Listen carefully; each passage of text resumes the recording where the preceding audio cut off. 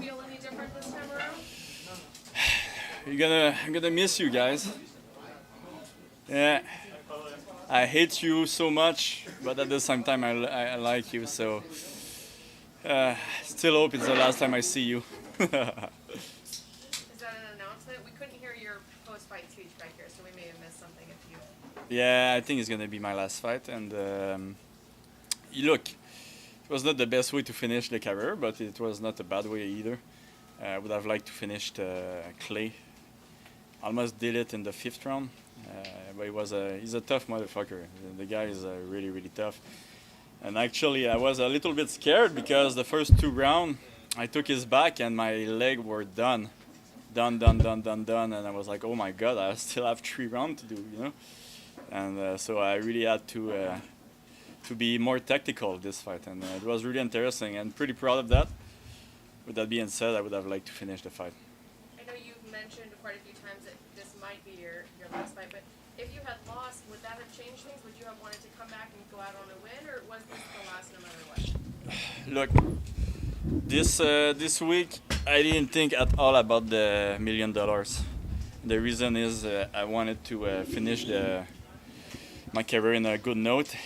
So like it's pretty funny because someone was like, "Oh, you should be happy that you won the $1 million." Like, oh yeah, that's true.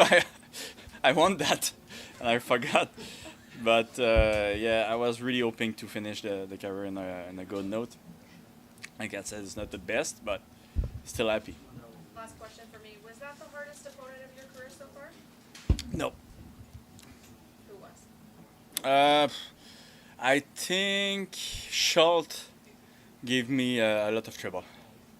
I mean, like I dig deep against Collard, and I was a little bit more you know, I'm a really tactical fighter, but this fight I had to be tactical with the rounds too.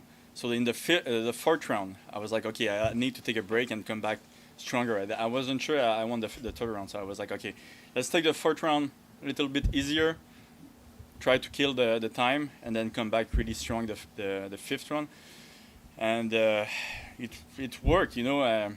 You see guys like Usman they do that a lot. You know, they just take a little break against the cage, and that's what I did. You know, try to always be in his face because the thing with Collard, he was really crazy. You know, he was always in my face, so it was pretty hard.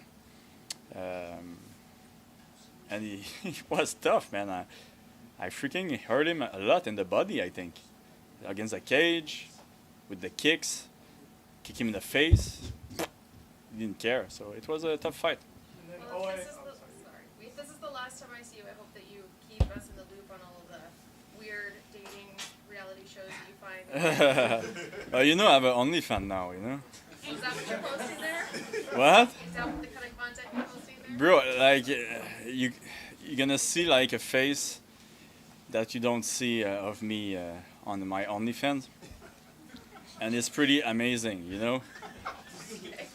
I don't have a lot of fans, to be honest. I have like 2, but you know what we say. You know, it's not the quantity, it's the quality. So, yeah. Thank you. And then OAM right here. So I know you're a bit harsh on your performance, but I think you showed a lot of heart in the 5th round. I know you were probably up on the judges' scorecards, but you had to dig deep in the 5th round. Was there anything Coach Ferraz was telling you going into the final round? He told me, I think we need the 5th, but no, he said, I don't think we need the 5th, but let's take the 5th anyway. And even me, like I wasn't sure for the 3rd round, you know. So we just decided to go really hard on the 5th round, and I was surprised how good it was to stand up. And I was like, man, I have the half Nelson and like full deep, and he was not letting it like going down. And actually, my coaches thought he was out at some point. And fuck, the guy was really tough. Got the choke, was not able to finish it. Pretty sad, but I mean, the guy is tough, you know. Yeah, win's a win. And then also, I know you've had quite the career, undefeated in the PFL. You did a good in the UFC as well. When we say the name Olivier Aubin-Mercier, what do you want the fans to take away from your career? Oh my God. Perseverance, I would say that. That was easy. I guess this is it. Yeah. You know, nobody believed in me like a couple of years ago, and nobody really want me in their promotion. And it was hard to convince a PFL to have me. And I started in one of the first fights of the card. And this year I did 3 main events. And I was the main event of the biggest card of the year.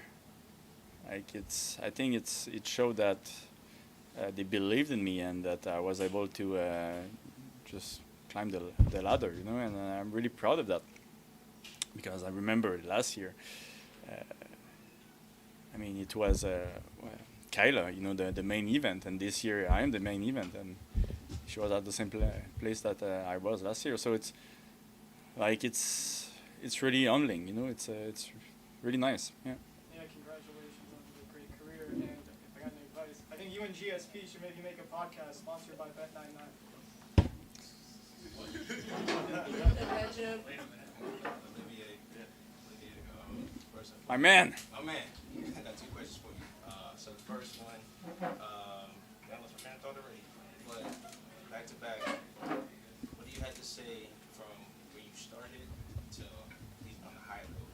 Many fighters don't get a chance to be on the high road. So What do I have to tell myself? yeah, You're not the next GSP. And my last question is more of appreciation. I remember when you and I met in PFL bubble, everything like that. And, Yeah, bro. Remember that? Yeah. How crazy was it? And then, I mean, you asked me when I invite you on the show, but I just want to say thank you for a prolific career. Love you, brother to brother, and wish you all the best in your next ventures. My man. 2 questions, François. Yeah, ouais. Right. Thank you. Premièrement, à 2 reprises, en premier pour au 5e round, tu l'as eu en position d'étranglement. Au 5e, il avait l'air out à un moment donné. Tu disais qu'il était un tough. T'attendais-tu à ce qu'il soit tough à ce point-là, qu'il réussisse à surmonter ça parce que tu l'avais? Là? Ouais, j'aurais dû le finir, mais on savait qu'il était tough. On savait qu'il était vraiment, vraiment tough, ce gars-là. C'est un fou, c'est un débile. Puis, fait que, ouais, on le savait, on était prêts. Mais ça m'a quand même surpris comment il était bon pour se relever quand j'avais son dos. Puis, pour être honnête, ça m'a brûlé vraiment les jambes. L'acide lactique qui était là. Après le premier round, il était là. Au 2e round, j'étais comme tabarnak. Il en reste 3. Là, il reste un combat normal. Fait que, il a fallu vraiment que j'ai cherché des affaires que je n'étais pas habitué de faire. Là, prendre un petit round de repos, aller plus un petit peu comme un boxeur. Là, fait que, je suis content. Ça a montré que j'étais capable de faire des 5 rounds contre un gars qui est reconnu pour avoir un cardio de l'enfer. Et la deuxième question, tu as mentionné GSP à quelques reprises. Tu m'en as parlé quand on s'était rencontrés un mois. GSP s'est retiré quand il était au sommet de sa carrière. Tu fais un peu la même chose de ton côté. C'est-tu un hasard ou tu t'inspires un peu de GSP dans ça? Non, je l'ai fait parce que ça me tentait. Là. Je sentais que ça s'en venait. Puis je pense que là, ça m'a brûlé. Là. Faire 8 combats en 2 ans, là, ça m'a vraiment, vraiment brûlé. Puis j'ai le goût de voir ma petite famille. J'ai le goût de me promener un petit peu dans le monde. J'ai le goût d'en profiter. L'année passée, j'ai eu un petit repos après la saison. Mais j'avais toujours l'impression de penser à la prochaine saison, si j'allais le faire ou non. Puis finalement, je l'ai fait. Là. Mais c'était comme pas vraiment des vacances. J'ai l'impression d'être allé au Mexique puis d'avoir recommencé tout de suite. Fait que, ouais, non, je suis content. Là. Je suis content que ça soit fini. Tu étais très émotif là, dans la cage. Quand tu penses à ceux qui sont à la maison présentement, qu'est-ce qui vient en tête? Ouais, ben tu sais, j'ai vraiment hâte de les voir. Là. Je vais être honnête, là, j'ai vraiment, vraiment hâte de les voir. Je pense à eux autres toute la semaine. Puis, tu sais, je l'ai dit un petit peu tantôt, c'est quelque chose qui m'a quand même fait de la peine un peu, là. C'est con, là, mais genre, tu sais, j'avais dit à ma fille il y a comme 1 an que, bon, cet été, papa, faut qu'il s'entraîne, tu sais, puis mais l'année prochaine, t'inquiète pas, l'été, on va la passer ensemble, puis, tu sais, c'est pas arrivé. Puis là, j'étais comme cette année, hey, je suis désolé, tu sais, il va falloir attendre un autre été, fait que c'est quelque chose qui m'avait comme vraiment fait de la peine, puis tu sais, ma fille est vraiment bonne pour ça, elle comprenait. C'est juste que moi, tu sais, en tant que père, je me sentais pas mal moyen là, de faire ça pour l'argent. Quoique c'est quand même de l'argent. Mais... C'est privé, hein? Bon, elle va voir sa carte de la ronde. Olivier, Patrick Lagossi from the Journal du Verdun. I got 2 questions for you. First question, I want to know, are you going to buy a couch for your apartment? I'm gonna buy a couch. Okay, that's good. Second question, what is the best crypto asset? Oh man, there's no second best. Olivier, if you could boil down your career, Olivier, if you could choose one moment to define your career, your favorite moment, what would it be?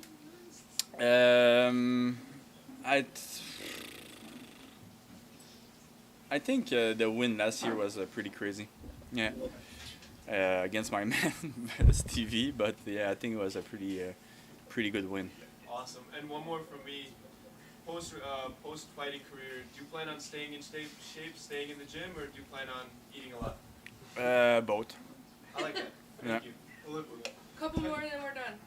10-0 in the PFL. You talked about how people doubted you back in the past. Did you ever doubt yourself, or did you believe that you'd be able to win 2 championship belts? Yeah, bro, I doubt myself. I said that like a couple times. But at some point during COVID, you know, I didn't know why I was training. If I was training for freaking winning my next fight, or I was training to go see my neighbor and take his food, you know. So it was kind of weird. So yeah, I doubt myself. I was like, is it the end? And I doubt myself every day since then. But yeah. Where do you feel you rank all time amongst every Canadian fighter in MMA history? I feel what? Where do you feel you rank all time? I think I'm up there, you know, with GSP, Rory, Pat Côté, David Loiseau. I think the legendary Steve Claveau too, you know. I think I'm up there, you know. I would agree. Congratulations. Olivier, juste une question pour moi. Félicitations déjà. Yes, sir. Tu vas pas te battre avant un petit moment, mais est-ce qu'on va peut-être te voir dans le corner de certains combattants, comme l'ont fait d'autres combattants quand ils ont arrêté de se battre? Ben mon but c'est pas de devenir un coach là. Je vois qu'est-ce que Richard puis Ferras font là. Puis je veux pas leur vie. Et dernière question, est-ce que tu vas t'acheter le coq tout noir? Ah, le coq noir? Ouais. Le coq, ouais. je sais pas ce que c'est, mais... Ah ouais. Yes. C'est un investissement ça. Hey, Olivier, right over here. You got Michael Dufort here with you. You got your coaches. You got teammates. I'm sure you got some friends and family in the audience. How does it feel to bring this belt back, bring this $1 million back to your team once again? Bro, it's just mine. It's not theirs. Yeah. I'm not sharing. All right, I'll change this. How well do you feel like you represented your team out there tonight and through this 10-0 record in the PFL? Well, I think it's.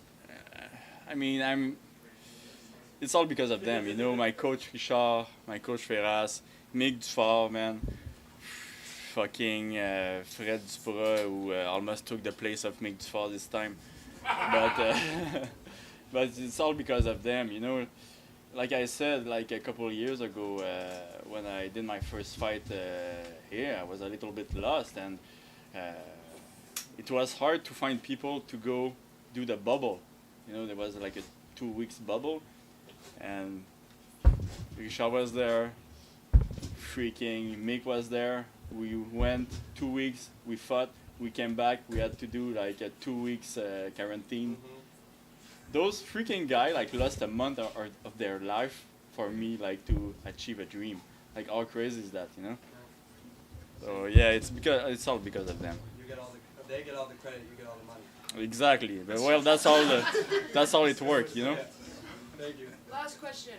Olivier, how was the exchange with Clay after the fight? Bro, Clay is so awesome. he's like, "You're lucky my hand was broken." I was like, "Oh, okay." And then he went to see Mick, and he was like, "He's lucky that my hand was broken." And then I think he went to see Richard, and was like, "He's lucky that my hand was broken." I was like, what the heck, Clay? Like, we all have our problem, you know. I had some problem too. Like, what the heck is that? But the guy is. It's hard to hate the guy, you know. It's, bro. I was freaking wrestling against a cage, and I saw his toe, and there was like toenail. I was like, "Oh, that's pretty nice." I was so surprised. And yeah, anyway, like, he's a really likable guy, but yeah, he's crazy. What did he say yesterday? He was like, "Are you gonna make it ugly?" And he was like, "Well, I'm ugly, so why not?" Yeah, fuck. I'm happy I beat him. I don't know what he would have said if I beated me, you know? "I beat you with one hand." By the way, I beat him with one hand. Yeah. Thanks,